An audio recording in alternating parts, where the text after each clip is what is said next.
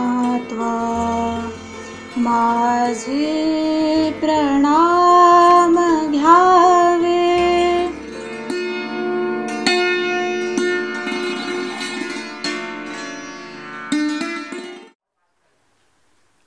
14 जून संस्थेचा स्थापना दिवस। 2020 शतकोत्तर रौप्य महोत्सवी वर्षाला सुरुवात झाली। महर्षी धोंडो केशव कर्वे यांनी आपल्या जीवनाचे ध्येय स्त्री शिक्षण हेच ठेवले। समाजाचा रोष, विरोध, प्रतिकूलता यांना आपल्या निर्धाराने आणि संयमाने सामोरे जाऊन स्त्री शिक्षणाचे महान कार्य उभे केले। ध्येयनिष्ठा, चिकाटी, अखंड काम करण्याची जिद्द या सगळ्या गुणांमुळे भारतरत्न पुरस्कार प्राप्त अण्णा सामाजिक आणि शैक्षणिक क्षेत्रात अजरामर झाले। 14 जून 1896 साली अण्णांनी पुणे येथे हिंगण्याच्या माळरानावरती आपल्या कार्याला सुरुवात केली। स्त्री शिक्षणाने आणि विचाराने सक्षम बनावी, विधवांची दयनीय अवस्था दूर व्हावी म्हणून शिक्षणाने समर्थन बनवणे हा एकच मार्ग आहे असे त्यांचे ठाम मत होते। समाजाच्या विचार प्रवाहाविरुद्ध काम करणे सोपे नव्हते। नुसतेच भाषणातून आणि कृतीतून विचार मांडणे हेच अण्णांनी केले नाही, तर त्यांनी आपल्या व्यक्तिगत जीवनात सुद्धा ह्याची कृती करून सिद्ध केले की विधवांशी आपण कशा प्रकारे राहिलं पाहिजे आणि त्यांची समस्या कशी सोडविली पाहिजे। त्यांनी स्वतः आनंदीबाई या विधवा यांच्याशी पुनर्विवाह केला आणि आनंदीबाई उर्फ बाया कर्वे यांनी सुद्धा कर्वेंच्या कार्याला स्वतःला झोकून दिले। शिक्षण हे स्त्री पुरुषांकरिता परस्पर असावे असे कर्वेंचे ठाम मत होते। कर्वे शिक्षण संस्थेत पाळणाघर, बालवाडी, विधवाश्रम, महिलाश्रम, गरीब मुलींसाठी वसतिगृह असे विविध योजना राबविल्या जातात। संस्थेचा विस्तार पुणे, वाई, सातारा, रत्नागिरी, कामशेत, नागपूर अशा ठिकाणी आहे। नागपूर येथे 2004 मध्ये देवनगर परिसरात महर्षी कर्वे स्त्री शिक्षण संस्थेला सुरुवात झाली। हिंगणा येथे स्वतःच्या 23 एकर जागेत अद्ययावत सुविधांनी युक्त असे कमिन्स इंजिनिअरिंग कॉलेज आणि सीताबाई नरगुंदकर नर्सिंग कॉलेज सुरू आहे। याच परिसरात 300 मुली राहतील असे सुविधायुक्त वसतिगृह सुद्धा आहे। 2007 मध्ये सीताबाई नरगुंदकर कॉलेज सुरुवात झाली। 4 वर्षाचा BSc नर्सिंग कोर्स आणि 2015 मध्ये 2 वर्षाचा बेसिक BSc नर्सिंग कोर्स असे कोर्स सुरू आहेत। आमच्या विद्यार्थिनी विद्यापीठाच्या गुणवत्ता यादीत आपले नाव नोंदवतात। कमिन्स इंजिनिअरिंग कॉलेज 2010 मध्ये सुरू करण्यात आले। पुण्याच्या कमिन्स इंजिनिअरिंग कॉलेजमध्ये होणारी गर्दी बघता व्यवस्थापनाने ही नागपूरमध्ये शाखा ओपन करावी आणि विदर्भातल्या मुलींना सोय उपलब्ध करून द्यावी, याच उद्देशाने आपण नागपूरला कमिन्स इंजिनिअरिंग कॉलेज सुरू केले। या कॉलेजमध्ये 3 शाखांमध्ये शिक्षण दिलं जातं। कॅम्पस सुविधा आहेत आणि कॅम्पस इंटरव्ह्यूसाठी जी तयारी लागते ती पण आपण इथे उत्तम प्रकारे करून घेतो आणि म्हणूनच आज इथल्या सगळ्या मुली छान कंपन्यांमध्ये प्लेसमेंटसाठी निवृत्त होतात, प्लेसमेंटसाठी सिलेक्शन होतं। 2018 मध्ये देवनगर परिसरात आपण फॅशन टेक्नॉलॉजीचा कोर्स सुरू केला। 1 वर्ष आणि 2 वर्ष डिप्लोमा कोर्स, 3 महिने आणि 6 महिने सर्टिफिकेट कोर्स आपण सुरू केला। डिग्री कोर्ससाठी आपण प्रयत्न करतो आहे। लवकरच डिग्री कोर्स तिथे सुरू होईल। अशा विविध क्षेत्रात काम करणारी ही संस्था जशी शैक्षणिक क्षेत्रात सर्वोत्कृष्ट आहे तशीच सामाजिक क्षेत्रात सुद्धा बांधिलकी असल्यामुळे अनेक सामाजिक उपक्रम ही संस्था करते। व्याख्यानमालाचे आयोजन करते, दीपोत्सव, विविध थोरा मोठ्यांच्या जयंत्या, पुण्यतिथ्या अशासारखे अनेक उपक्रम संस्था करत असते. सामाजिक आणि शैक्षणिक क्षेत्रात उल्लेखनीय काम करणाऱ्या महिलांचा सत्कार ही संस्था करत असते. अशा या विविध उपक्रमांनी आणि उत्कृष्ट दर्जाच्या शिक्षणाने आज महर्षी कर्वे स्त्री शिक्षणा ही सगळीकडेच नावलौकिकाला आलेली आहे. महाराष्ट्र शासनाचा जिल्हा कल्याण विभागाच्या वतीने शैक्षणिक व सामाजिक क्षेत्रात उल्लेखनीय कार्य केल्याबद्दल संस्थेला 2016-17 या वर्षी शाहू फुले आंबेडकर पुरस्कार देण्यात आला होता. ही संस्था चालावी ह्यासाठी आर्थिक नियोजन तर हे असायलाच हवं, त्याशिवाय एवढा मोठा पसारा चालणं कठीण असतं. म्हणून संस्था काही योजना राबवित असते. संकल्प 365, शैक्षणिक सहाय्यता योजना, भाऊबीज निधी योजना.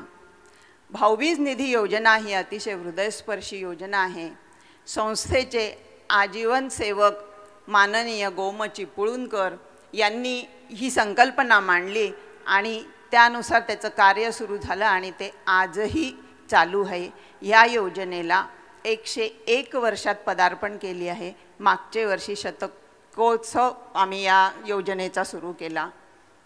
अशा या संस्थेचा एवढा कार्यभार, महर्षी कर्व्यांनी लावलेलं रोप आज वटवृक्षात रूपांतरित झालं. ते समाजात असणाऱ्या अनेक हात समोर आले आणि सगळ्यांच्या शुभेच्छा, यामुळेच हा वटवृक्ष दिवसेंदिवस वाढतो आहे. धन्यवाद.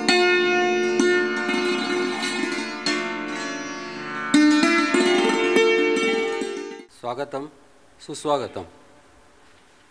महर्षी कर्वे स्त्री शिक्षण संस्थेच्या 125 वर्षानिमित्त हा कार्यक्रम आपण आयोजित केलेला आहे.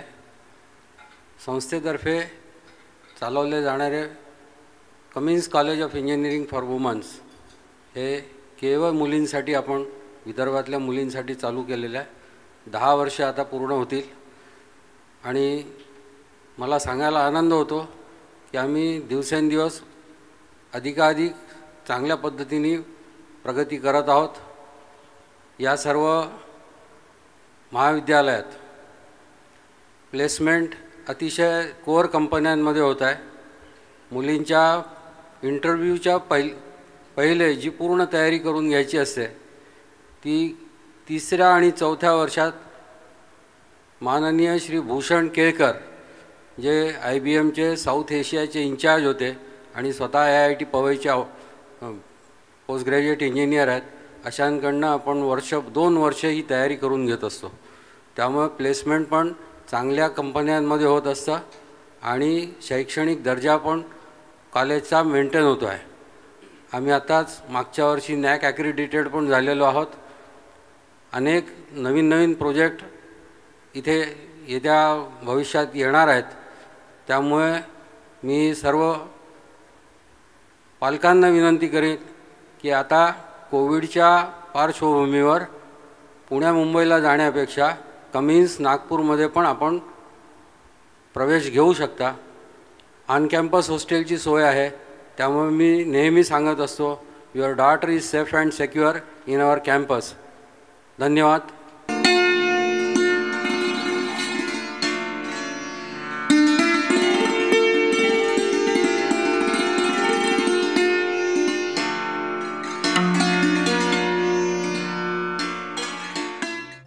वक्रतुंड महाकाय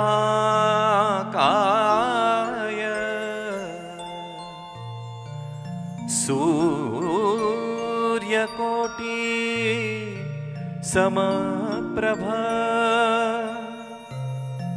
निर्विघ्नं कुरु मे देव सर्वकार्येषु सर्वदा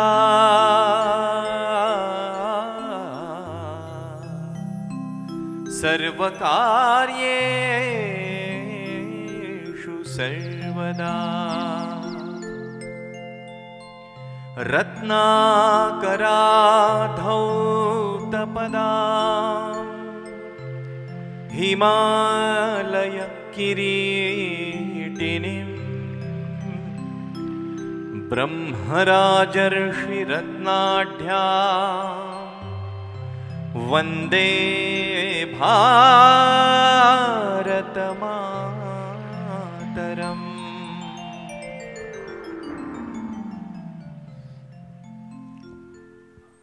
अगदी छोट्याशा वयाच्या मुलीने जिने शाळेत जायचा ध्यास घेतलेला आहे, तिची पावलं शाळेकडे पडत आहेत, त्या मुलीपासून ते आज अधिकारावर पोचलेल्या शीर्षस्थ असलेल्या स्त्रीनं सुद्धा किंवा संसारात यशस्वी असलेल्या स्त्रीनं सुद्धा ज्या महात्म्याचं स्मरण निरंतर करावं अशा भारतरत्न महर्षी धोंडो केशव कर्वे यांनी स्थापन केलेल्या स्त्री शिक्षण संस्थेचे 125 वर्ष पूर्ण होत आहेत आणि त्यानिमित्तानं त्यांना आदरांजली म्हणून नागपूरच्या सृजन ऑव्हिओसतर्फे देशभक्तीवर गीतांचा कार्यक्रम आपल्यापुढे सादर करताना अत्यंत आनंद होतो आहे। देशभक्तीपर गीतं आपल्याशी परिचित आहेच, पण आज त्या महात्म्याकरता कार्यक्रम सादर करताना आणि या समाजात मानाचं स्थान प्राप्त केलेल्या शिक्षण संस्थेकरता हा कार्यक्रम सादर करताना अधिकच आनंद होतो आहे। कार्यक्रमाची सुरुवात करूया स्वातंत्र्यवीर विनायक दामोदर सावरकर यांच्या अतिशय तेजस्वी अशा शब्दांनी।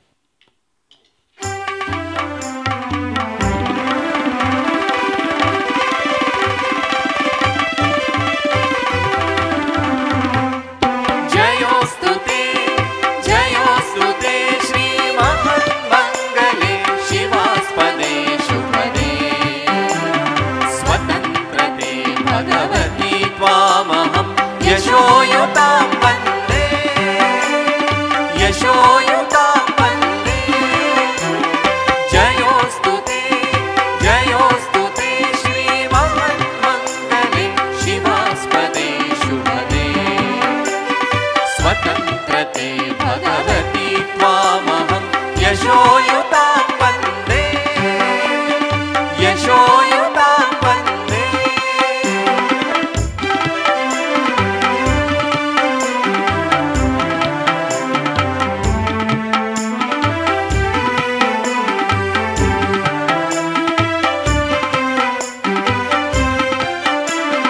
राष्ट्राचे चैतन्य मूर्ततु नीति संपदांची राष्ट्राचे चैतन्य मूर्ततु नीति संपदांची स्वतंत्रते भगवती श्रीमती राणी तुझ्याची परवशते चादभात तुझी आकाशी होशी स्वतंत्रते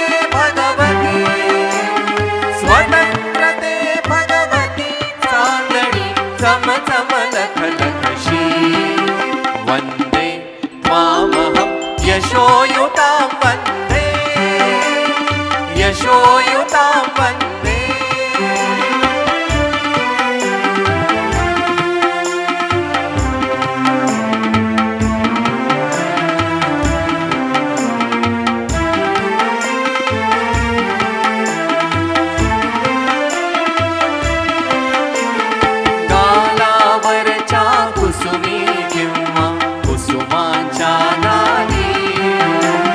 गालावरच्या कुसुमी किंवा कुसुमांच्या गाली स्वतंत्रते भगवती तूच जी विलसत सेनाली स्वतंत्रते भगवती तूच जी विलसत सेनाली तू सूर्याचे तेज उदरीचे गांभीर्य ही तुझी स्वतंत्रते भगवती अन्यथा ग्रहण नष्टतेची वन्दे त्वामहं यशोयुतां वन्दे यशोयुतां वन्दे।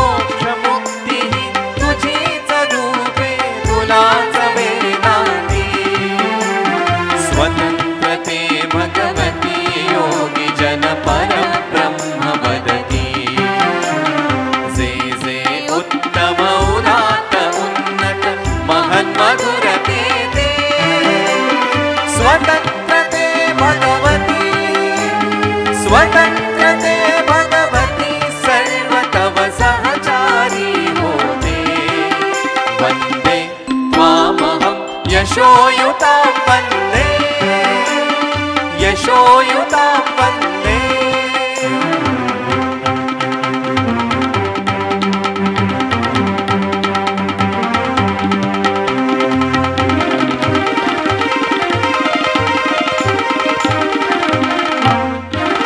हे अधम रक्तरञ्जिते हे अधम रक्तरञ्जिते सुजन पूजिते हे अधम रक्तरञ्जिते सुजन पूजिते श्री स्वतन्त्रते स्वतन्त्रते श्री स्वतन्त्रते स्वतन्त्रते श्री स्वतन्त्रते स्वतन्त्रते तुझं 60 मरण ते जनन तुझं वीण जनन ते मरण तुझं सकल चराचर शरण चराचर शरण श्री स्वतन्त्रते श्री स्वतन्त्रते श्री स्वतन्त्रते जयोस्तु ते श्री महन्मङ्गले शिवास्पदे शुभदे स्वतन्त्रते भगवती त्वामहं यशोयुतां वन्दे यशोयुतां वन्दे वन्दे वन्दे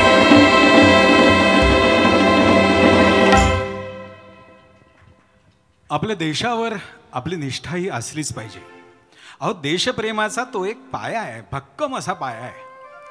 देशनिष्ठा कशी वाढवायची बरं? आम्ही नागरिकशास्त्र शिकवताना फार छान सुरुवात करतो.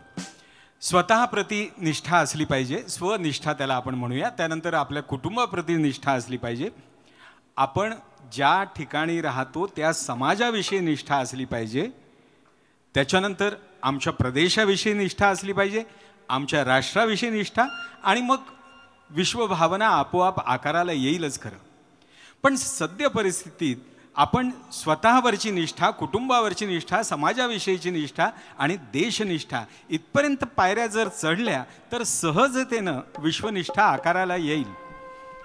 स्वरूप बघा असं विनोबा भावे जो सल्ला देतात ना, तो या निष्ठांच्या बाबतीत निश्चितच असला पाहिजे.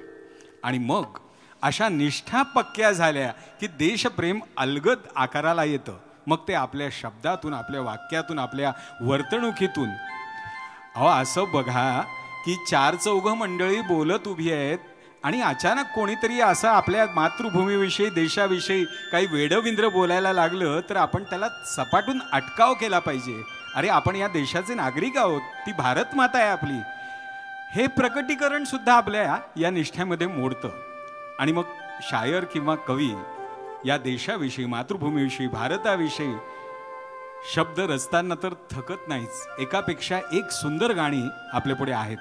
त्यापैकी चित्रपटातून आलेलं, हिंदी चित्रपटातून आलेलं हे गीत, त्याबरोबर आपणही ताल धरूया.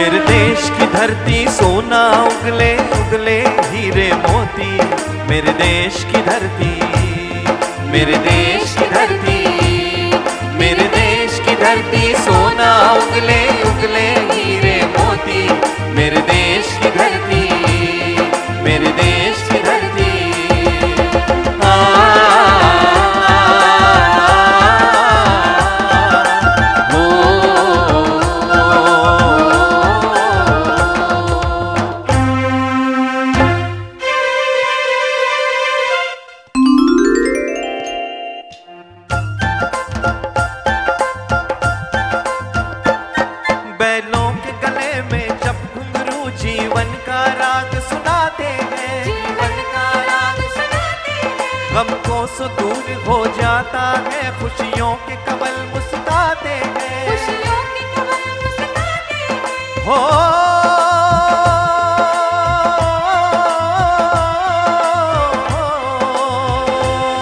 सुन के रहट की आवाजें, सुन के रहट की आवाजें, यूं लगे कहीं शहनाई बजे, आते ही मस्त बहारों के दुल्हन की तरह हर खेत सजे। हो मेरे देश की धरती,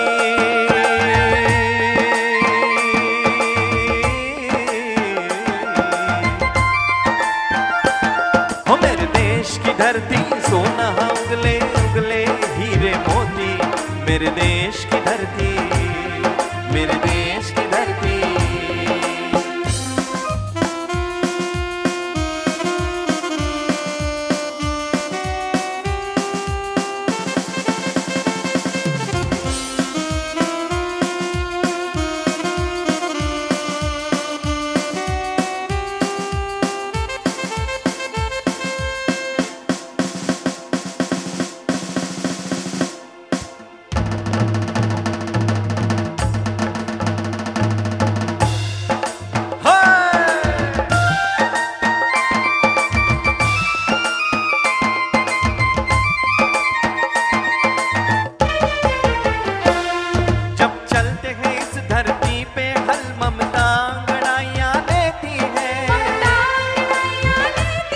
क्यों ना पूजे इस माटी को जो जीवन का सुख देती है,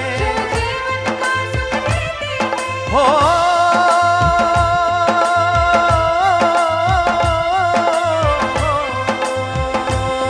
इस धरती पे जिसने जन्म लिया,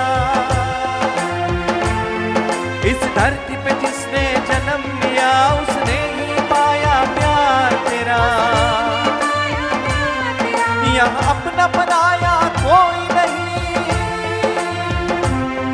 यहाँ अपना पराया कोई नहीं है, सब पे उपकार तेरा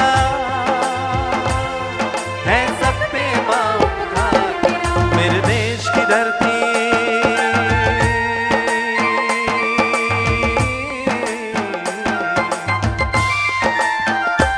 हो मेरे देश की धरती, सोना उगले है उगले है हीरे मोती, मेरे देश की धरती, मेरे देश की धरती, मेरे देश की धरती, सोना उगले उगले हीरे मोती, मेरे देश की धरती, मेरे देश की धरती।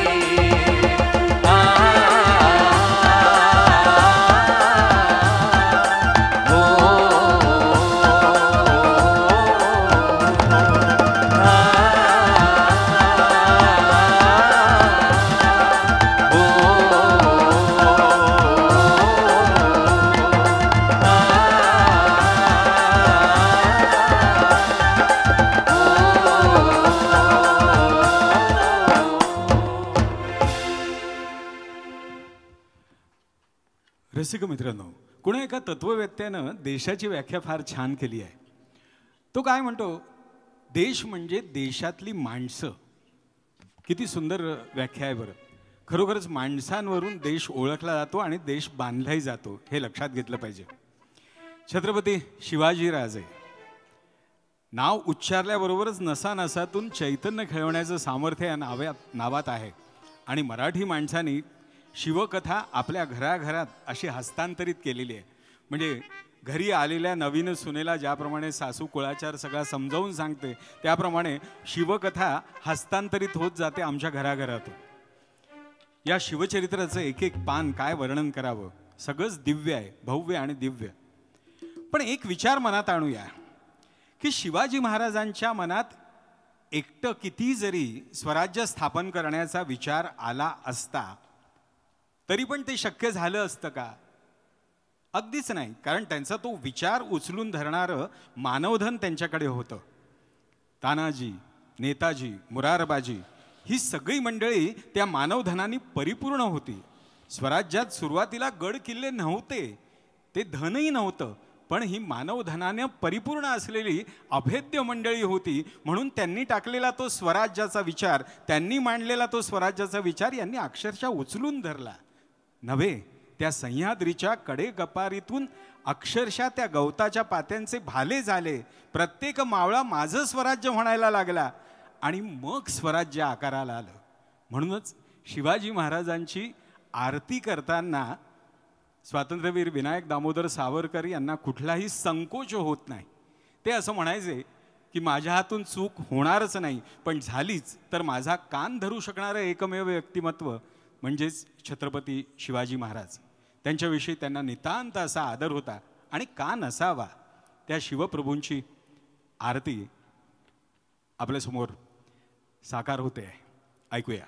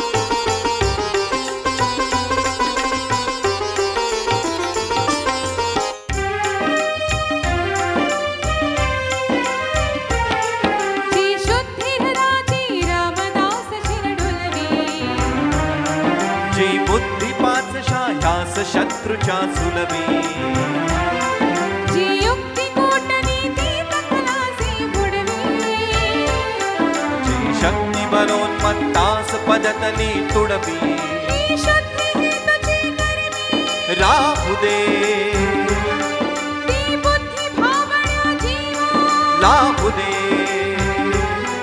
ती शक्ती शोणिता माझी वाहू दे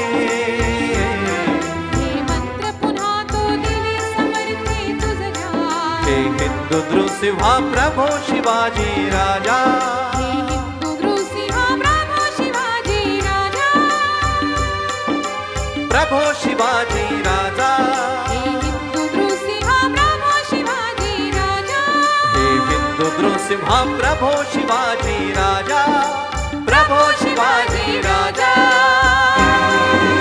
प्रौढ प्रताप पुरंदर क्षत्रिय कुलावतम सिंहासनाधीश्वर महाराजाधिराज छत्रपती शिवाजी महाराज की जय.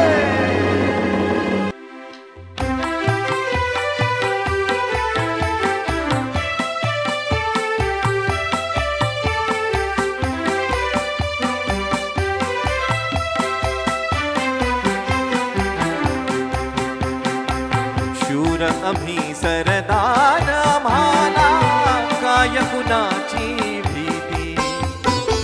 शूर आम्ही सरदार आम्हाला काय कुणाची भीती. देवदेश धर्मा पायी प्राण घेतल हाती. शूर आम्ही सरदार आम्हाला काय कुणाची भीती.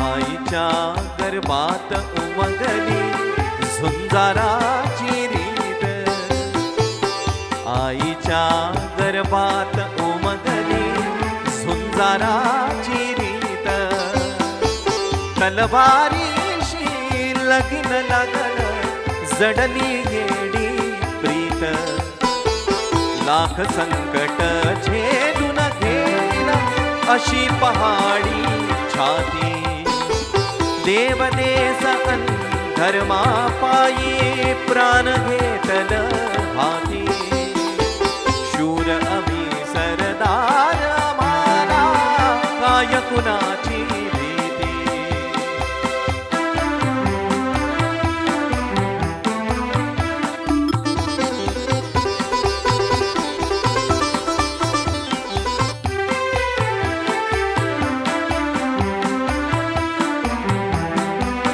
जिंकाववा कटून मराव हेच आम्हाला ठाव, जिंकाववा कटून मराव हेच आम्हाला ठाव, लढून मराव मरून जगाव हेच आम्हाला, देशापायी सारी सरू माया ममता नाती, देवदेश धर्मा पायी प्राण घेतल हाती, शूर अभी सरदार आम्हाला काय कुणाची भीती.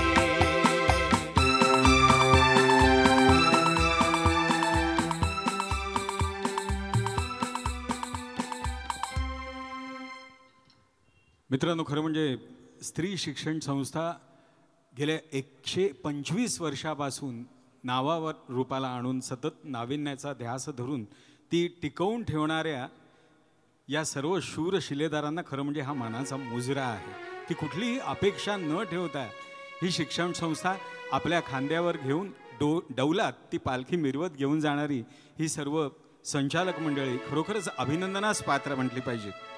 आणि त्याकरताच हे गीत आम्ही समर्पित केलेलं होतं. तुम मुझे खून दो मैं तुम्हें आजादी दूंगा असं म्हणत म्हणत तो लढवय्या निर्धारानं लोकांसमोर दान मागता झाला होता. हात पसरलेले होते. आपापल्या परीने त्याच्या झोळीत लोक दान टाकत होते, पैशा अडक्याची मदत करत होते. आणि अचानक त्या नेतृत्वाला म्हणजे त्या नेताजींना, सुभाषचंद्र बोसांना असं दिसलं की एक म्हातारी हातात काहीतरी घेऊन येते आहे, कापडात बांधलेलं आहे आणि तिला समोर गर्दीमुळे येता येत नाही आपल्यापर्यंत. ताडकन ते वाहनातून खाली उतरले आणि त्या आजीबाई जवळ गेले आणि हात जोडून म्हणाले, आजी काय आणलंय बरं द्यायला. तिने आता तो रुमाल सोडला आणि म्हणाला, बाळा. ती म्हणाली, बाळा माझ्याजवळ आता एवढंच शिल्लक आहे रे, तेच द्यायला आणलंय. तुझ्या या स्वातंत्र्य लढ्यात माझ्या एवढूशे गोष्टीची आहुती पूर्ण होणार नाही मला ठाऊक आहे, पण एवढं स्वीकारतोस का.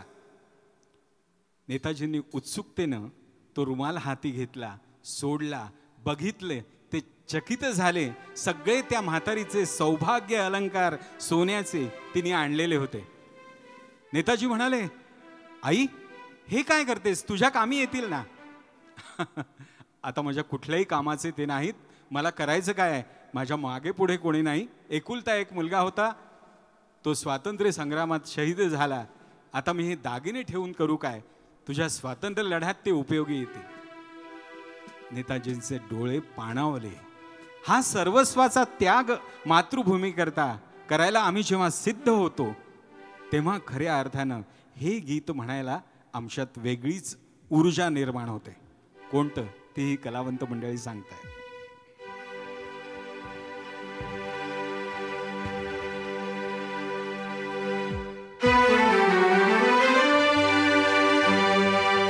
जलते भी गए कहते भी गए आजादी के परवाने, जीना तो उसी का जीना है जो मरना वतन पे जाने।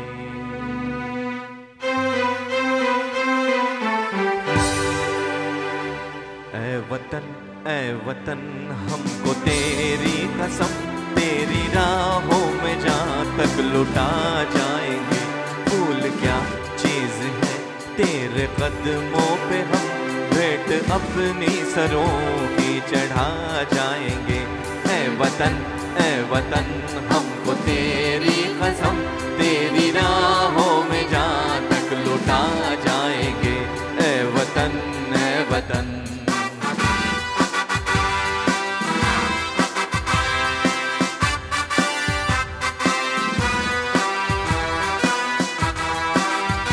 कोई पंजाब से, कोई महाराष्ट्र से, कोई यूपी से है, कोई बंगाल से। कोई पंजाब से, कोई महाराष्ट्र से, कोई यूपी से है, कोई बंगाल से। तेरी पूजा की थाली में लाए हैं हम, तेरी पूजा की थाली में लाए हैं हम। फूल हर रंग के आज हर डाल के, फूल हर रंग के आज हर डाल। नाम कुछ भी सही पर लगन एक है, जोत से जोत दिल की जगा जाएंगे। ऐ वतन हमको तेरी कसम, तेरी राहों में जहाँ तक लुटा जाएंगे। ऐ वतन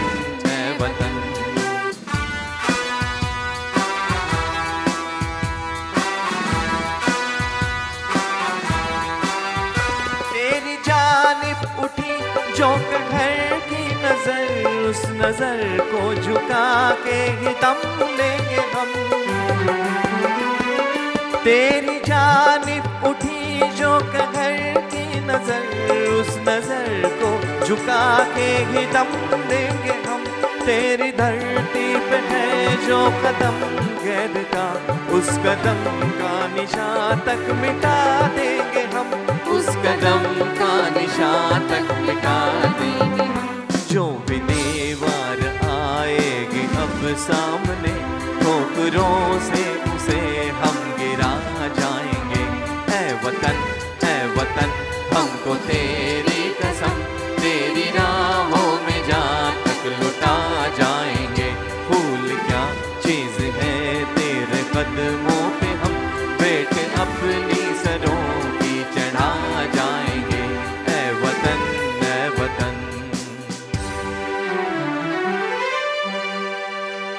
जब शहीदों की अर्थी उठे धूम से,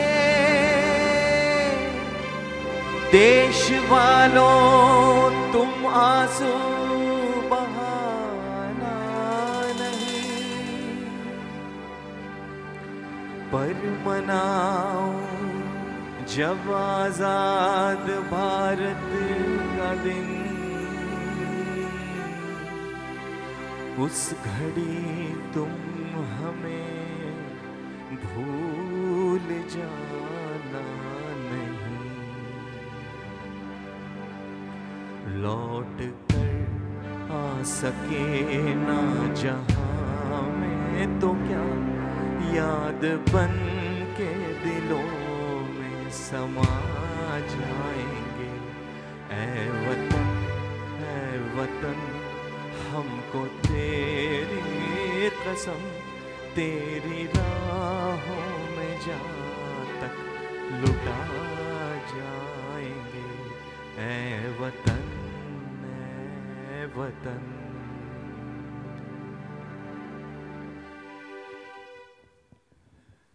भारताचा स्वातंत्र्य लढा 3 खंडात लढला गेला हे आपल्या सगळ्यांना ठाऊक आहे।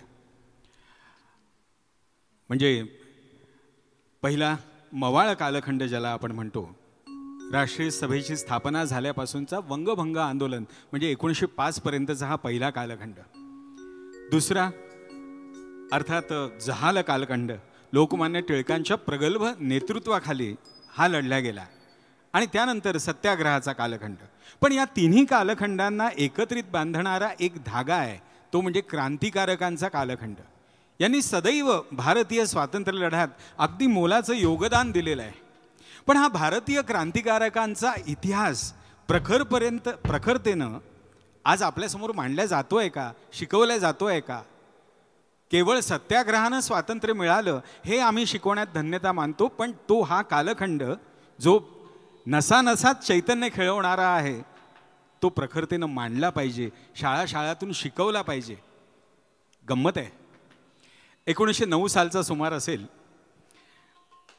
कोर्टामध्ये त्या ब्रिटिश जज समोर मास्टर अमीरचंद नावाचे क्रांतिकारक उभे होते. ते त्यावेळेला इंडिपेंडन्स नावाचं साप्ताहिक चालवत होते. यांचा गुन्हा काय होता? याने त्यांच्या दृष्टीने फार मोठा गुन्हा केला होता की त्यांच्या वर्तमानपत्रात भारत मातेबद्दल आणि भारत देशाबद्दल लिहून समस्त क्रांतिकारकांना आवाहन केलेलं होतं.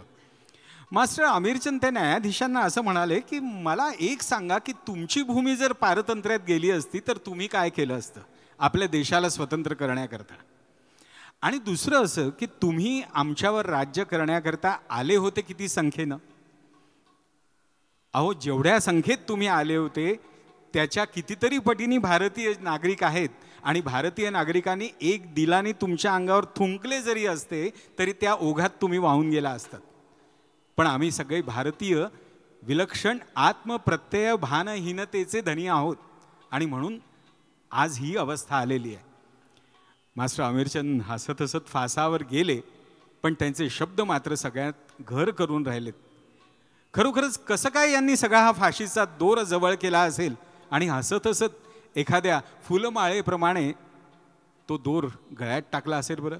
त्या समस्त शहीदांना मानाचा मुजरा करूया या अजरामर गीतानं.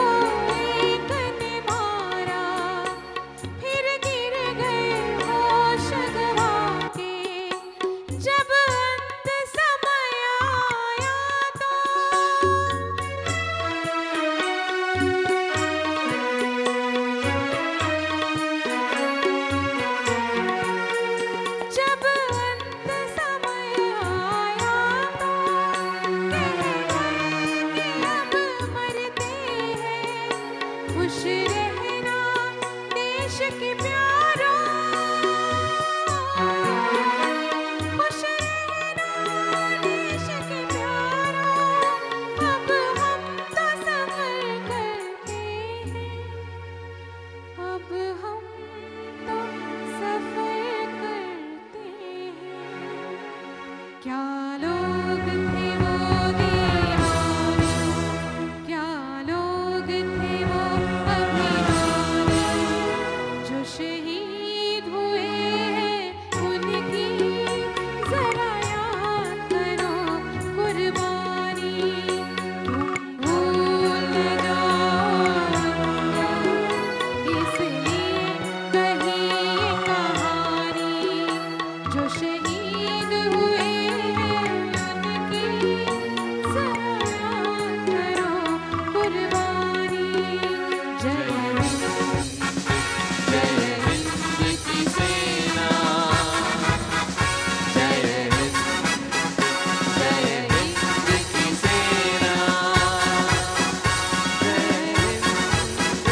जय हिंद, जय हिंद।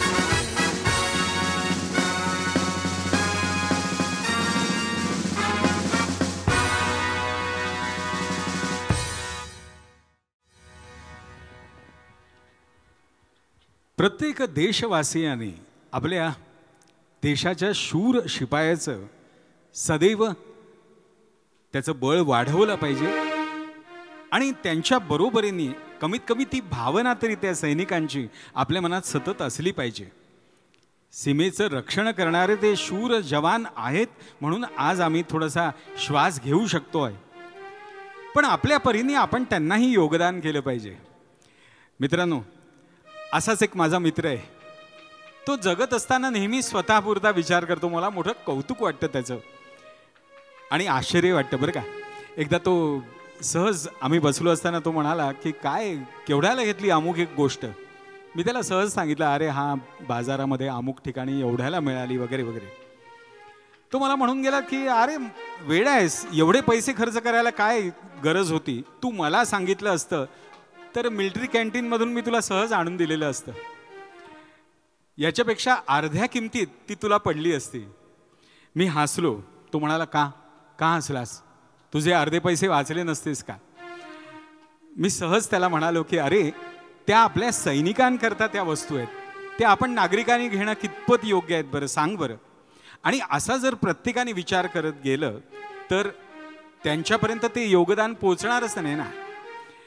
सध्या परिस्थिती सुद्धा अशीच थोडेफार फरकाने नाही का. योजना फार सुंदर आहेत, पण त्या योजना राबवताना कुठेतरी काही ठिकाणी गल्लत होते असं आपल्यालाही वाटून जातं की.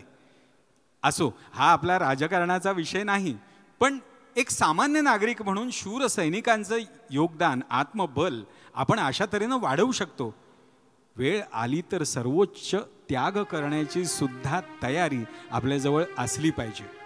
आजपर्यंत जेवढी काही युद्ध भारतावर लादल्या गेली ती भारताने त्याचा कठोर असा प्रतिकार केलाय आणि त्या सैनिकांच्या भरोशावरच आपण त्यावर विजय मिळवलेला आहे. पासे सभी उलट गए,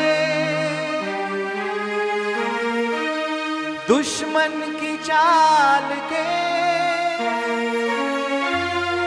अक्षर सभी पलट गए, भारत के भाल के मंजिल पे आया मुल्क हर बला को टाल के, सदियों के बाद फिर उड़े बादल गुलाल के। हम लाए हैं तूफान से कश्ती निकाल के, इस देश को रखना मेरे बच्चों संभाल के। हम लाए हैं तूफान से कश्ती निकाल के, इस देश को रखना मेरे बच्चों संभाल के। तुम ही भविष्य हो मेरे भारत विशाल के, इस देश को रखना मेरे बच्चों संभाल के। हम लाए हैं तूफान से कश्ती निकाल के, इस देश को रखना मेरे बच्चों संभाल के।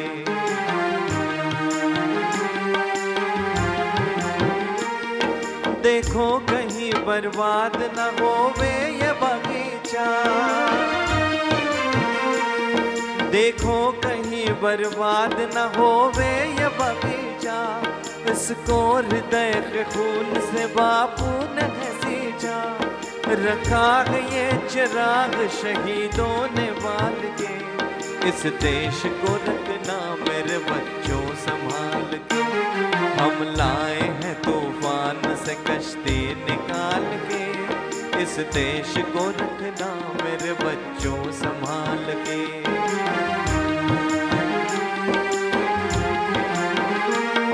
एटम बमों के जोर पे ऐठी है ये दुनिया, बारूद के एक ढेर पे बैठी है ये दुनिया। एटम बमों के जोर पे ऐठी है ये दुनिया, बारूद के एक ढेर पे बैठी है ये दुनिया। तुम हर कदम उठाना जरा देखभाल के, इस देश को रखना मेरे बच्चों संभाल के। हम लाए हैं तूफान से कश्ती निकाल के, इस देश को रखना मेरे बच्चों संभाल के।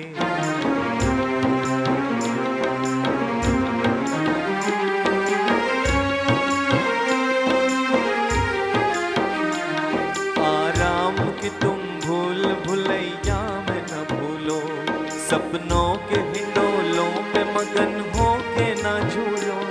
आराम की तुम भूल भुलैया में न भूलो, सपनों के हिंडोलों पे मगन हो के न झूलो।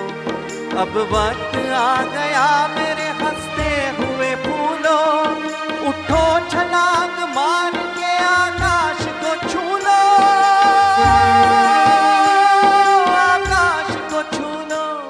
तुम गाड़ दो गगन पे तिरंगा उछाल के, इस देश को रखना मेरे बच्चों संभाल के।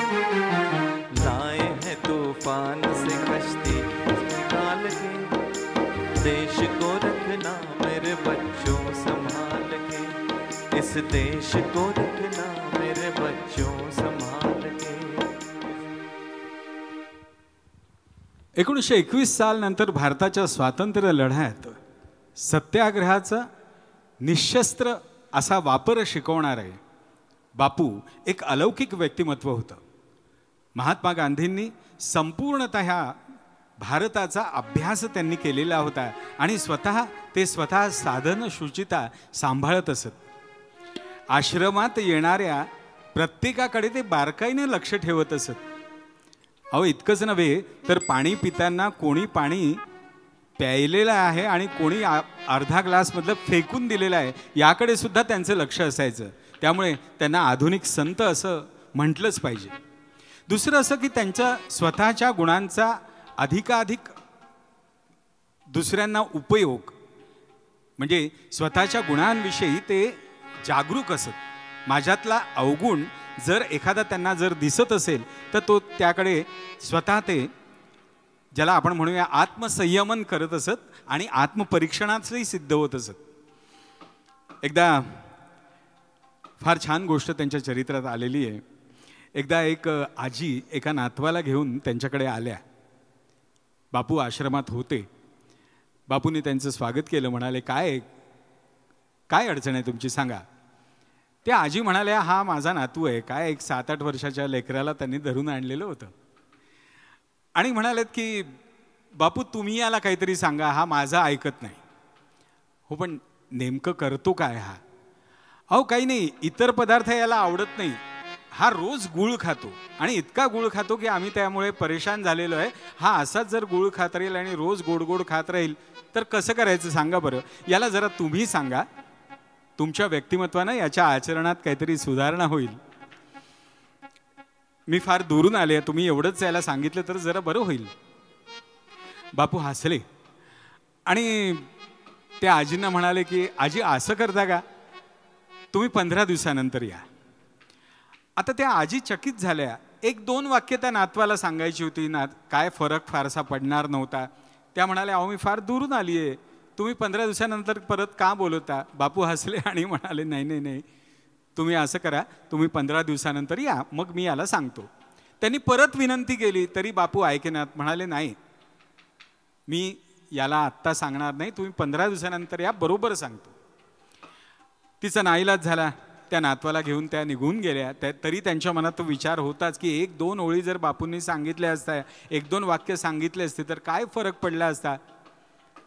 कर्मधर्म संयोगाने 15 दिवसानंतर परत त्या नातवाला घेऊन तिथे गेल्या. आणि मग बापूंनी नातवाला जवळ घेतलं, पाठीवरनं हात फिरवला आणि म्हणाले, बाळा, एवढा गुळ खाऊ नये बरं, गोड खाऊ नये, गोड प्रकृतीला चांगलं नसतं. तू ऐकतोस ना, सगळं जेवताना सगळं जेवावं. आपल्या इथे षड्रस अन्न सांगितलेलं आहे, तसा सगळा आस्वाद घ्यावा, पण फक्त गोड खाऊ नये. एखाद दिवशी खाल्लं तर काही हरकत नाही बरं. नातू नमस्कार करून निघून गेला. बरं बापू असं म्हणालाही आणि परत खेळायला निघून गेला. आजींना मोठं आश्चर्य वाटलं. त्या जाता जाता एक वाक्य बोलल्याच. म्हणाल्या, बापू, एवढीच गोष्ट मागच्या भेटीत सांगितली असती तर बरं झालं नसतं का? माझी फेरी खेप वाचली असती. बापू म्हणाले, तुम्हाला काय सांगू, 15 दिवसापूर्वी मीच गूळ खाणारा होतो. मीच गूळ खाणारा असल्यामुळे याला कसं सांगण्याचा अधिकार माझा आहे, सांगा बरं. मी 15 दिवसात ती माझी आवड तोडली आणि आता सांगायला सिद्ध झालो. बापूंनी नेमकं हे दिलं. आणि म्हणूनच वैष्णवाची व्याख्या ते स्वतः करू शकलेत. आणि ते त्यांचं आवडतं भजन नरसिंह मेहतांचं आपल्यापुढे सादर होतं.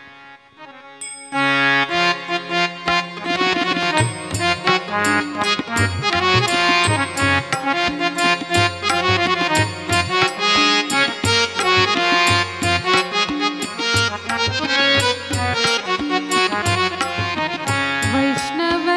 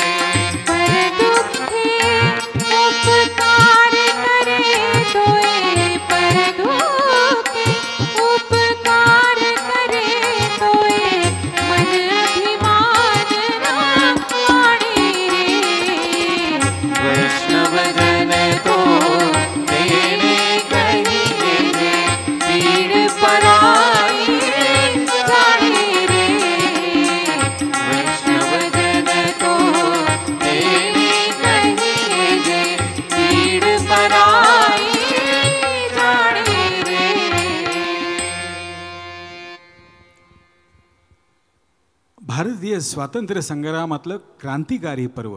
कित्येक क्रांतिकारकांनी हसत हसत तो फाशीचा दोर जवळ केला हे आपल्याला ठाऊक आहे. तो आपण विलक्षण इतिहास वाचायला पाहिजे. केवळ तो कल्पनेतला इतिहास नाही आहे, ते वास्तव आहे, वास्तविक सत्य आहे. आणि म्हणूनच वाचन संस्कृती लयाला जात असताना अधिकच काळजी वाटते ती त्या पुस्तकांची. ही पुस्तकं या येणाऱ्या पिढींच्या हातात द्यायला पाहिजे. कधी कधी आम्ही सगळे मित्र बोलत असताना सहजतेनं बोलून जातो की अरे आपण भाग्यवान की आपलं बालपण नॉन मोबाईल कालखंडात गेलं, हे बरं झालं. कमीत कमी त्यानिमित्तानं पुस्तकं तरी हातात आली. साधी गोष्ट सांगतो, त्यावेळा घराघरात भारत भारतीची पुस्तकं असणं आणि ती क्रांतिकारकांची पुस्तकं वाचणं किती आनंददायी प्रकार असायचा तो. प्रत्येकाकडनं ती पुस्तकं बदलून आणायची. माझ्या मित्राकडे कोणतं आहे ते आणायचं, मग आपल्याजवळचं दुसऱ्याला द्यायचं. हा सगळा प्रकार केवळ वाचन संस्कृतीत व्हायचा. आणि जेव्हा अशी रुजवात होते त्यावेळा मग सहजतेनं गोष्ट आकाराला येऊ शकते. हा वाचन संस्कृतीबद्दल परत कधी बोलता येईल, पण प्रत्येकाने आज अंतर्मुख होण्याची वेळ आलेली आहे खरी. असो, अमृतसर जवळच्या त्या छोट्याशा घरात संध्याकाळची वेळ दाटून आलेली होती. एक लहानगा अंगणात काहीतरी मातीशी खेळत होता. त्या मुलाचे वडील आणि त्यांचे मित्र दोघेही घरात आले. गंमत अशी की त्या मुलाच्या वडिलांच्या मित्राला वाटलं की हा नेमका करतो काय. मोठं गोरगोमटं बालक होतं ते. असं शीख पद्धतीचं केस बांधलेले होते. डोळ्यात एक तेज होतं. आणि मातीशी खेळता खेळता सहजतेनं त्यांनी विचारलं, बेटा तू काय करतोयस. तो म्हणाला की मी झाड लावतोय. तू कशाचं झाड लावतोयस. मी बंदुकीचं झाड लावतोय.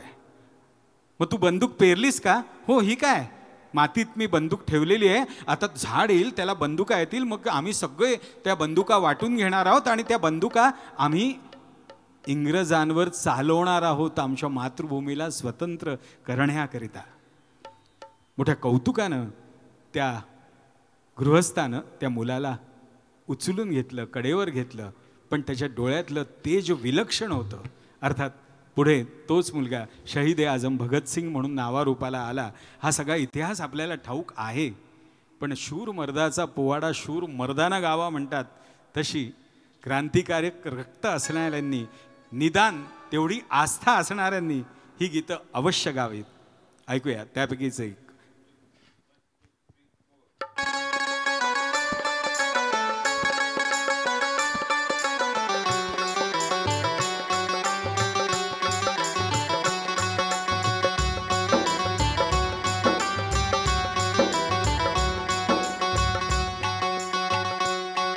मेरा रंग दे बसंती चोला, मेरा रंग दे, हो मेरा रंग दे बसंती चोला, होए रंग दे बसंती चोला माए, रंग दे बसंती चोला, हो मेरा रंग दे बसंती चोला, मेरा रंग दे, हो मेरा रंग दे बसंती चोला, होए रंग दे बसंती चोला माए, रंग दे बसंती चोला।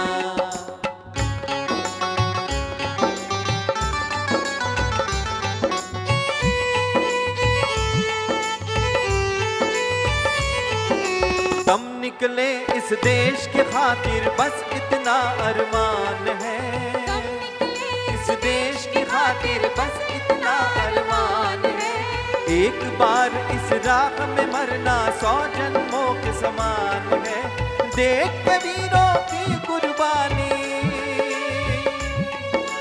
देख के वीरों की कुर्बानी, अपना दिल भी डोला, मेरा रंग दे बसंती चोला, हो मेरा रंग दे बसंती चोला, मेरा रंग दे, हो मेरा रंग दे बसंती चोला, होए रंग दे बसंती चोला माए, रंग दे बसंती चोला।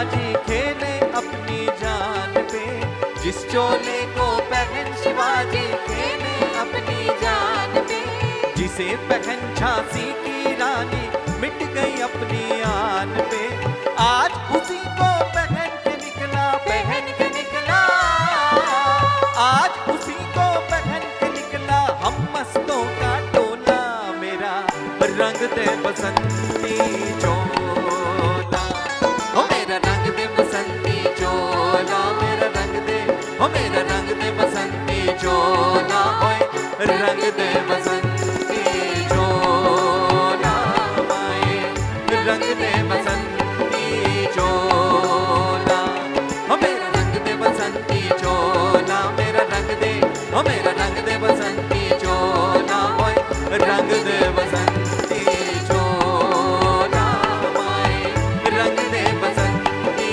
चोला, माए रंग दे बसंती चोला, माए रंग दे बसंती चोला. मित्रांनो, आज महर्षी कर्वे स्त्री शिक्षण संस्थेकरता हा कार्यक्रम सादर होतोय.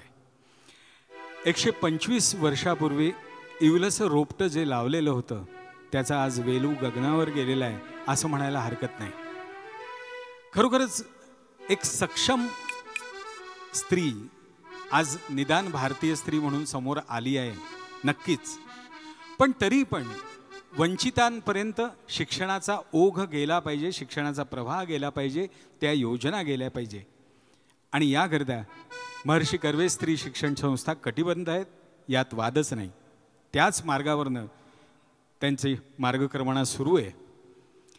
गंमत अशी आहे की मगाशीच थोडंसं बोलल्याप्रमाणे त्या योजना पूर्णपणे समाजाच्या शेवटच्या घटकापर्यंत त्या गेल्या पाहिजेत.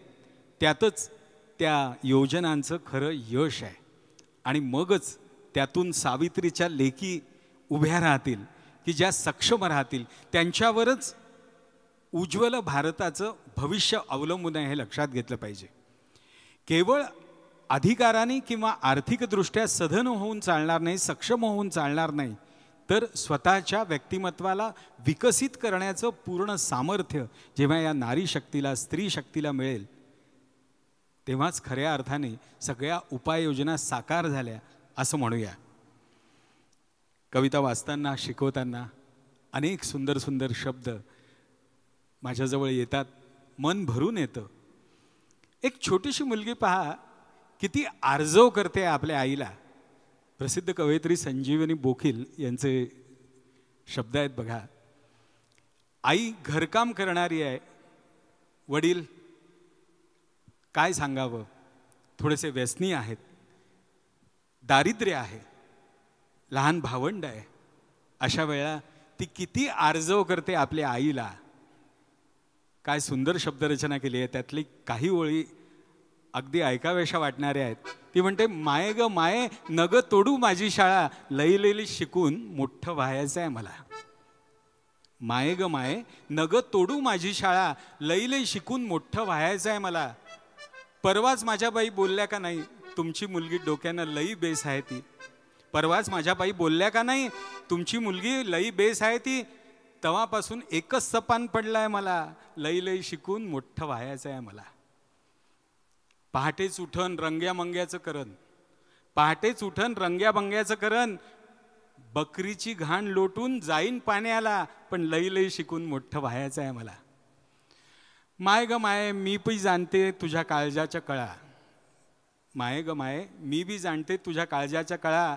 4 कच्ची बच्ची आणि दारुडा दादला, पण मी आहे ना तुझ्या संग दुःख झेलायला, पण मी आहे ना तुझ्या संग दुःख झेलायला. माय ग माय नग तोडू माझी शाळा, लई शिकून मोठं व्हायचं आहे मला. आणि जेव्हा लई शिकून नंबर काढीन पहिला, जेव्हा लई शिकून नंबर काढीन पहिला, तेव्हा तुझे डोळे भरून येतील ना घळाघळा. जेव्हा लई शिकून नंबर काढीन पहिला, तेव्हा तुझे डोळे भरून येतील ना घळाघळा.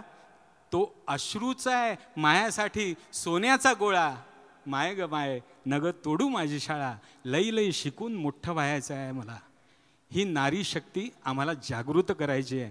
तेव्हाच खऱ्या अर्थानं महर्षी कर्व्यांचं स्वप्न आकाराला आलं असं आम्ही म्हणूया.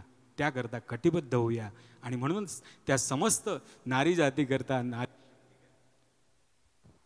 त्या नारी शक्तीकरता हे गीत समर्पित आहे.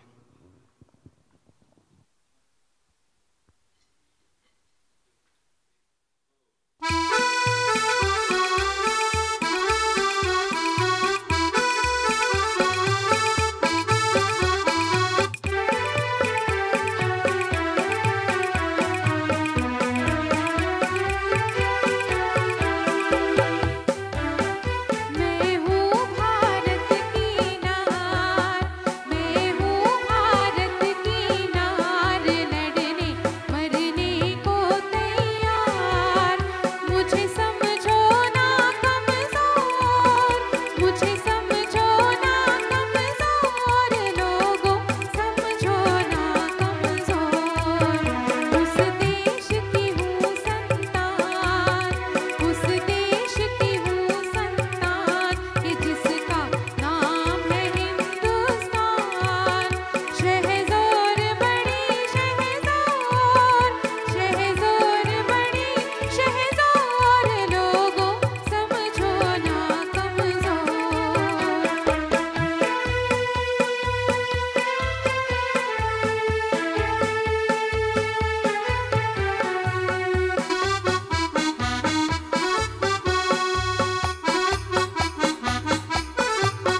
मैं बिजली बनकर दमकूं, मैं भाला बनकर चमकूं. मैं बिजली बनकर दमकूं, मैं भाला बनकर चमकूं. कोई है जो हरे मेरा चीर, मारो खींच के साथी. जो लगे कलेजवा पार, जो लगे कलेजवा पार, लड़ने मरने को तैयार. मुझे समझो ना कमज़ोर, लोगों समझो ना कमज़ोर.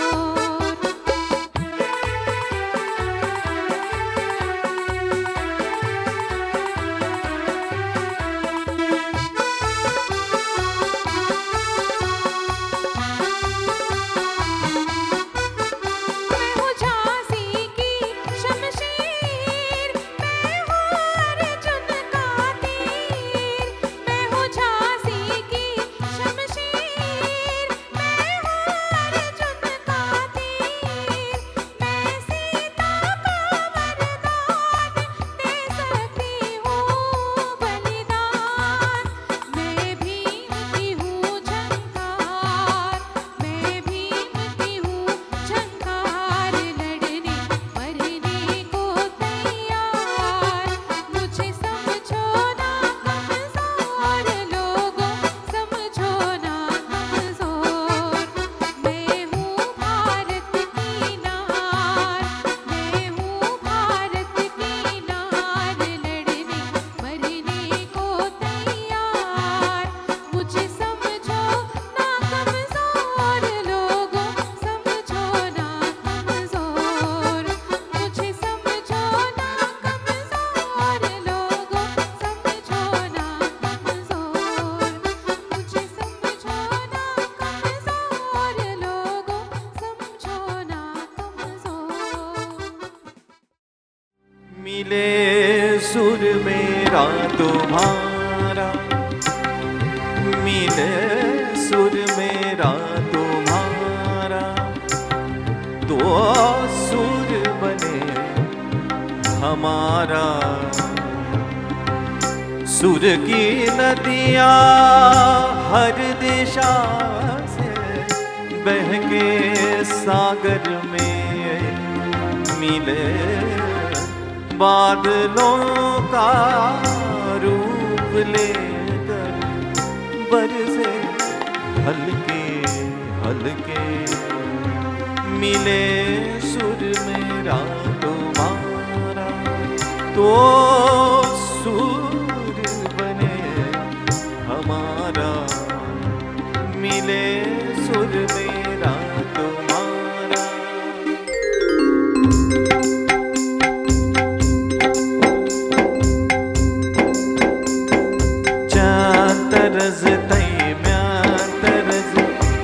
वटवनिए सांतरज तेरा सुर मिले मेरे सुर दे नाल मिलके बड़े एक नवा सुरताल मिले सुर मेरा तुम्हारा तो सुर बने हमारा मोहंजो सुर तो हिंदे सा प्यारा मिले तदे गीत असां जो मधुर कराणो बने तदे सुर का दरिया बह के सागर में मिले बदलांदा रूप लखे बरसण होले होले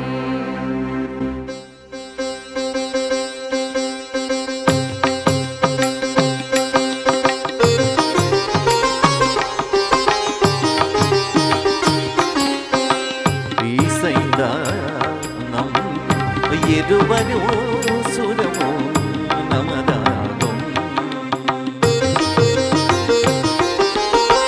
ദിസൈവേറാണലും ആരിസേ ആസ് ഭൺമുകിലായി മടയാ പൊഗിബർ പോദിസൈ നമ്മിസൈ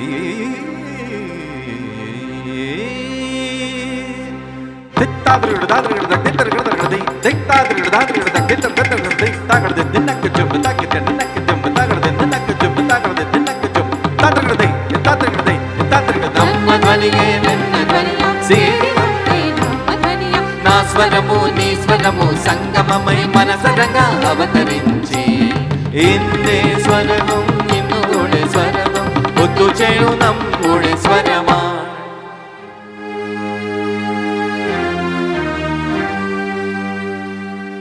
তোমার সুর মোদের সুর সৃষ্টি করু কই সুর তোমার সুর মোদের সুর সৃষ্টি করু কই সুর সৃষ্টি হো কই কোতা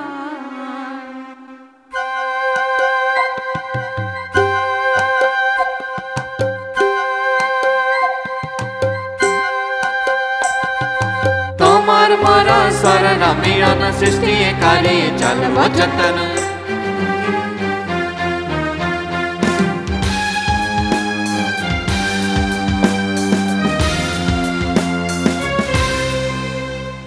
મળે સુર જો તારો મારો બને આપનો સુર નિરાળો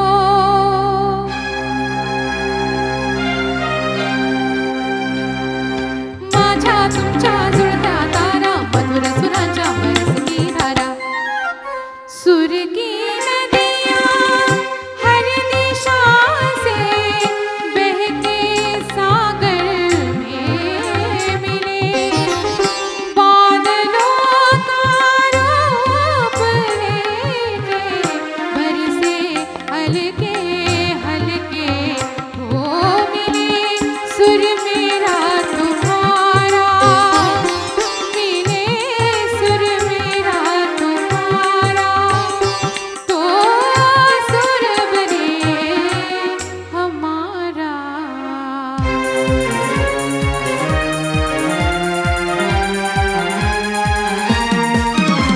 मिले सुर मेरा तुम्हारा तो सुर बने हमारा मिले सुर मेरा तुम्हारा तो सुर बने हमारा तो सुर बने हमारा तो सुर बने हमारा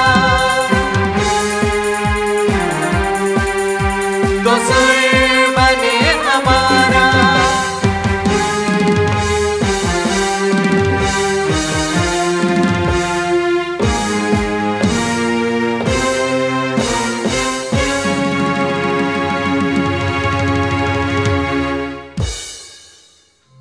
रसिक मित्रांनो, महर्षी धोंडो केशव कर्वे यांनी स्थापन केलेल्या स्त्री शिक्षण संस्थेकरता हा कार्यक्रम सादर करताना अत्यंत आनंद झाला. माननीय संचालक मंडळाने आणि सर्व अधिकारी व्यक्तींनी या कार्यक्रमाकरता आम्हाला योग्य समजलं, त्याकरता आम्ही त्यांना मनपूर्वक धन्यवाद देऊ इच्छितो. या संस्थेच्या उत्कर्षाकरता सर्व कलावंतांतर्फे मनपूर्वक शुभेच्छा देतो. आणि देशप्रेमाने भारलेली देशप्रेमानं भारलेली दोन संघगीतं आपल्यापुढे सादर करतो. शब्द आणि शब्द तावून सुलाखून घ्या, अर्थ निष्पत्ती त्यातून करा आणि त्यातला जो मौलिक संदेश आहे तो आचरणात आणण्याचा प्रयत्न करूया. देशप्रेमानं भारलेली ही गीतं आहेत. देशप्रेम हा शब्द कसा आहे, तो अनुभूतीचा आहे. स्वतः त्यानुसार आपलं वर्तन असलं पाहिजे. पण देशप्रेमाबद्दलची भावना, त्याच्याबद्दल काय बोलू. एकच कविता पुरेशी आहे असं मला वाटतं. स्वातंत्र्यपूर्व कालखंडात माखनलाल चतुर्वेदी यांनी ती लिहिलेली होती. झाडावर उमललेलं एक छोटंसं फूल, त्याच्या मनात काय आहे हे बघूया. आणि त्याच्याच मनातलं प्रत्येक भारतीयाच्या मनात जरी असलं ना तरी देशप्रेम सहजतेनं आकाराला येईल. आचार्य विनोबा भावे म्हणतात त्याप्रमाणे स्वरूपाची काळजी करूया, विश्वरूप आपोआप आकाराला येईल. आपल्यापासून सुरुवात करूया. ते झाडावर उमललेलं एवढूसं फूल, त्याची अभिलाषा. चाह नहीं मैं सुरबाला के गहनों में गूथा जाऊं, चाह नहीं मैं सुरबाला के गहनों में गूथा जाऊं, चाह नहीं मैं प्रेमी माला में बिंद प्यारी को ललचाऊं, चाह नहीं मैं देवों के शीश चढ़ूं और भाग्य पर इठलाऊं, चाह नहीं मैं सम्राटों के शव पर हे हरि डाला जाऊं. मुझे तोड़ लेना वनमाली, मुझे तोड़ लेना वनमाली, उस पथ पर तुम देना फेंक, मातृभूमि पर शीश चढ़ाने जिस पथ जावे वीर अनेक, जिस पथ जावे वीर अनेक. धन्यवाद.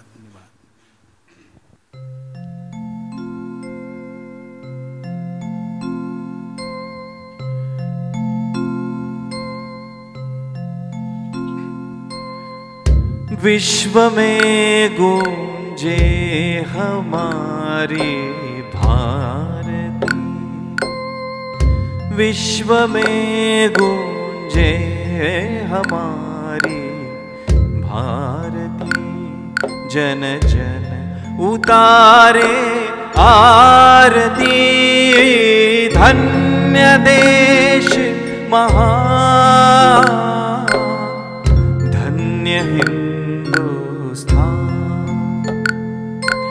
धन्य देश महान, धन्य हिंदुस्तान.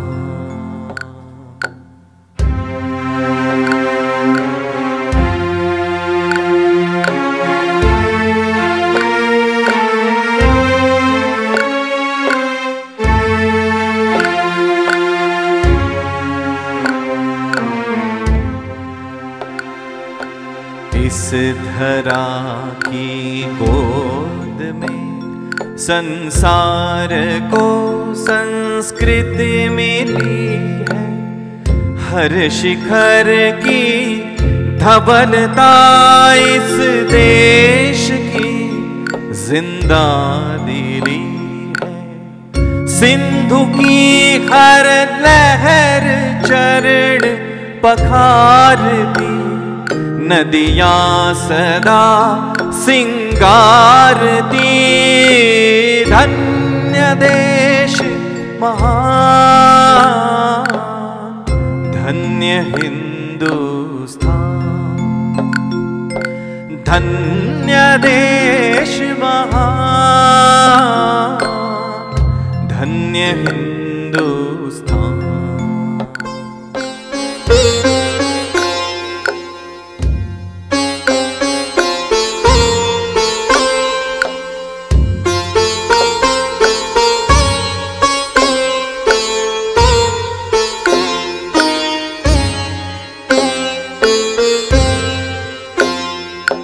चल दिया माँ ने सिकंदर इस धरा पर टेक घुटने, चल दिया माँ ने सिकंदर इस धरा पर टेक घुटने, शत्रु की क्या जब लगेगा इस वतन का शौर्य जग ने।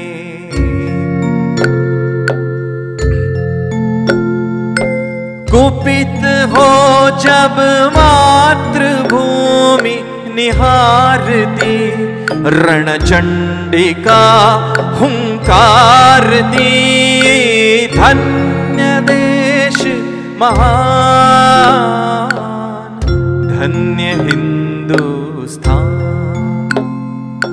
धन्य देश महान, धन्य हिंदुस्तान।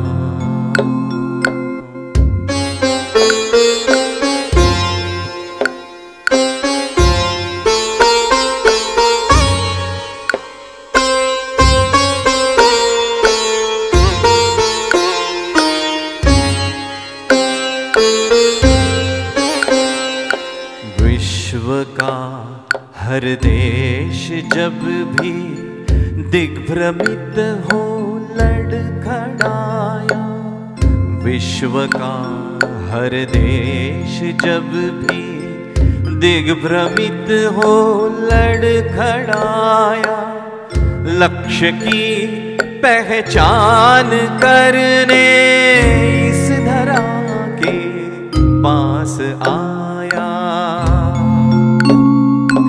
भूमि यह हर दलित को पुचकारती, हर पतित को उद्धारती। धन्य देश महान, धन्य हिंदुस्तान। विश्व में गूंजे हमारी भारती, विश्व में गूंजे हमारी भारती। जन जन उतारे आरती, धन्य देश महान, धन्य हिंदुस्तान, धन्य देश महान।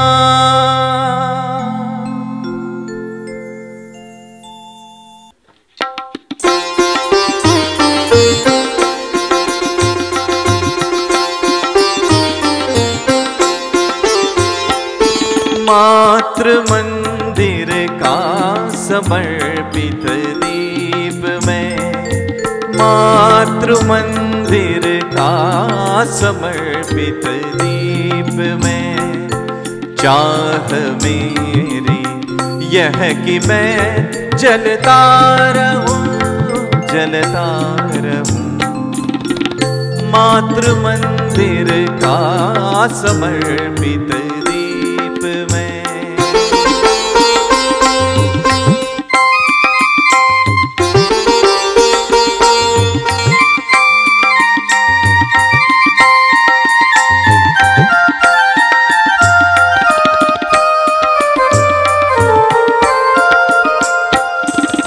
सुमन बन कर सज उठे जयमाल में, राह में जितने मिले वे शूल भी।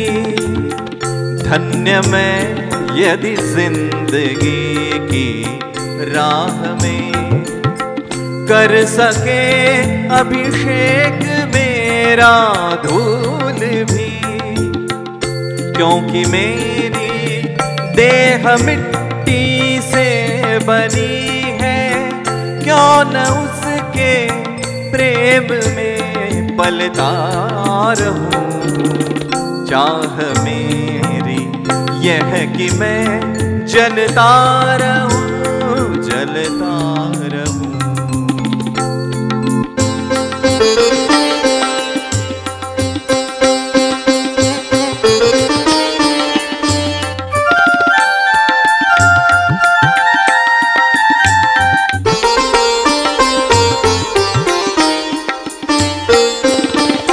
मैं जलूं इतना कि सारे विश्व में प्रेम का पावन अमर प्रकाश हो।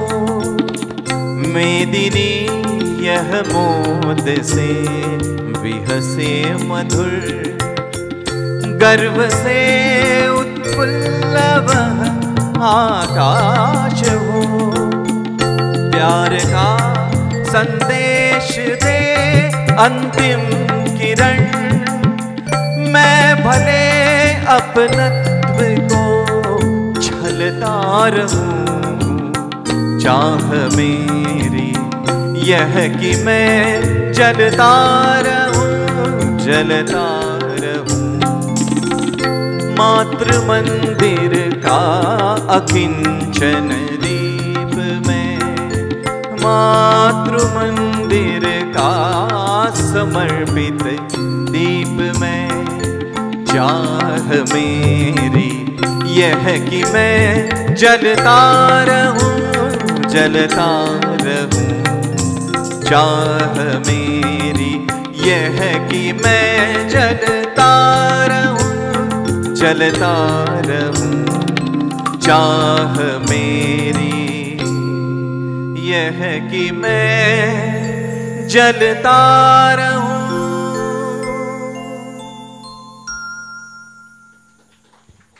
रसिक मित्रांनो, महर्षी कर्वे स्त्री शिक्षण संस्थेकरता सप्तक नागपूर आणि संस्कार भारती नागपूर महानगर यांच्या संयुक्त विद्यमानं शतकोत्तर रौप्य महोत्सवाअंतर्गत हा कार्यक्रम गाथा शतकांची या मालेतलं द्वितीय पुष्प आपल्यापुढे सादर करण्यात आलं।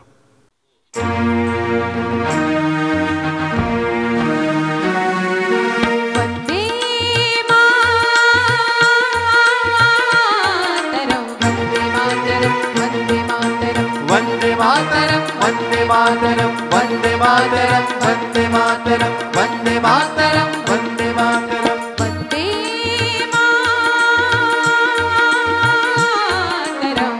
मातरम, वंदे मातरम, वंदे मातरम, वंदे मातरम, वंदे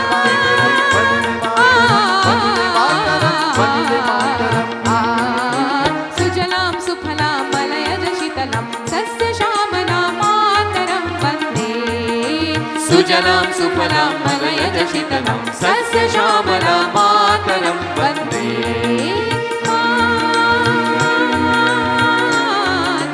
वन्दे मातरं, वन्दे मातरं, वन्दे मातरं, वन्दे मातरं, वन्दे मातरं, वन्दे मातरं, वन्दे मातरं, वन्दे मातरं।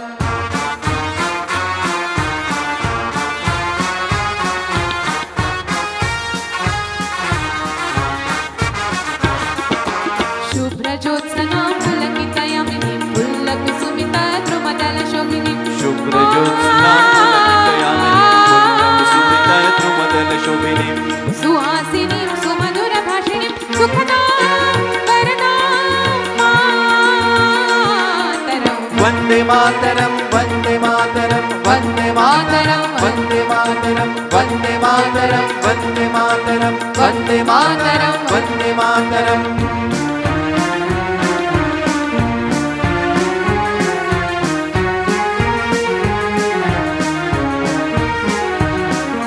कोटि कोटि कंठ कल कल निनाद करले, कोटि कोटि भुजैन्द्र कर करवाले।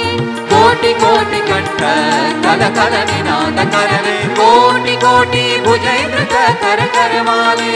अब लगन मैत बाले बाहुबल धरणीं नमामि धरणीं त्रिपुदल वरणीं मातरं वन्दे। वन्दे मातरं, वन्दे मातरं, वन्दे मातरं, वन्दे मातरं, वन्दे मातरं, वन्दे मातरं, वन्दे मातरं। हे दुर्गा दश प्रहरण धारिणी कमला